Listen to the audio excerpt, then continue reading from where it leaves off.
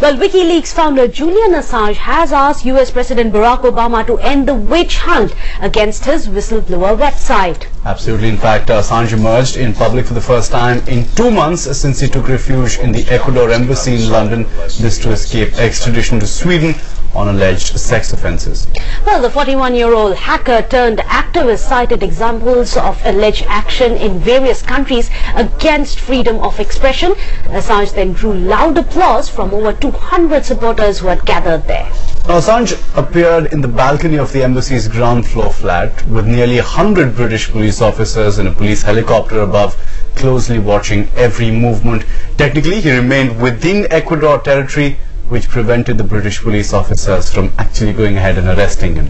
Well, he has been granted diplomatic asylum by Ecuador, while Britain insists that it is committed to extraditing him to Sweden to face allegations of sex offences and will not give him safe passage. As WikiLeaks stands under threat, so does the freedom of expression and the health of all our societies.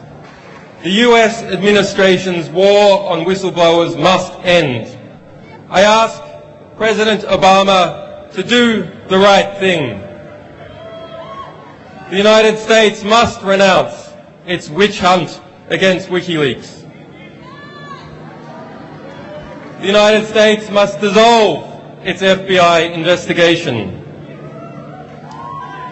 The United States must vow that it will not seek to prosecute our staff or our supporters.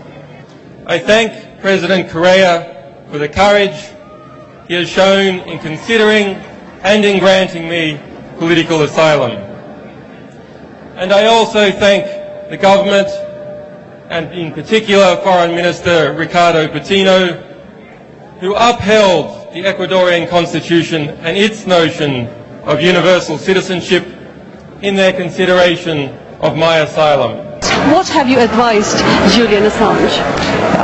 I've been giving them advice on the inviolability of diplomatic premises, on the applicability of the Vienna Convention, and on law concerning diplomatic asylum, and how to proceed in diplomatic negotiations regarding a way out of this problem. A lot of Latin American countries have joined in, so how will this implicate upon the diplomatic relationship between the Latin America and Britain, and also the US in this whole mix? No, this really makes a big difference. The United Kingdom made a huge mistake when it threatened to invade the territory of Ecuador, because it really united Latin America against the United Kingdom on an issue of which many Latin American governments were only vaguely aware or weren't particularly seized or didn't feel they had a particular interest. What is the likelihood of him being extradited from Sweden to US or handed over to US as he fears?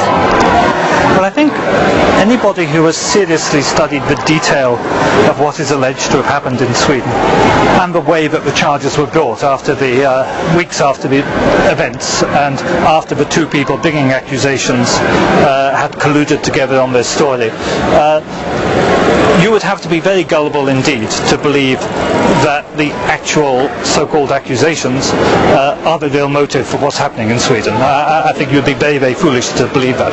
There has to be an ulterior motive. And the obvious one, is the desire of the United States government to get hold of him. Right behind me is the balcony of Ecuadorian embassy, where Julian Assange emerged to the world after full 2 months, and he thanked Ecuadorian embassy for their courage, for standing by justice, and also named all the Latin American countries who would be supporting him now in the cause.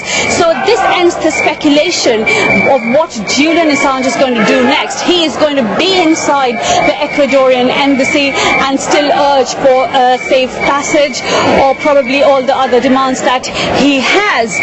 He could not be arrested because he was still on the embassy premises. But now the question really arises is, what will UK do now? Will they revoke or will they take recourse to the law where they can revoke the status of the embassy and enter it forcefully and arrest Julian Assange? Now this is yet to be seen, but one thing is definitely clear, that this diplomatic stalemate is now not only between Ecuador but many other Latin American countries. It has gone to yet another difficult level. Lavina Tandon for Headlines Today from London.